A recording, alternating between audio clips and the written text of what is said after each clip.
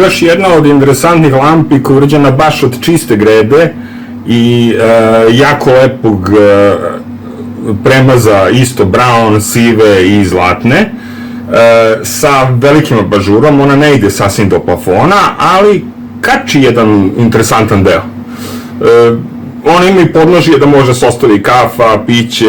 Uradili smo još i neke trskane lampe, one su onako neke proba varijanta, dve za sada, i u principu ima još tu nekih stvari koje mogu da se vide po sobi, gde sam radio recimo policu ispod televizora, sam isto se potrudio od starog panja što mi je prijateljica donela sa Dunava, i taj panj sam ja doterao, praktično stavio na podnožje, prelakirao na debelom drvetu, onako kažem da podsjeća na onaj fazon vabi svabi što su imali, i da jednostavno zadrži taj stil.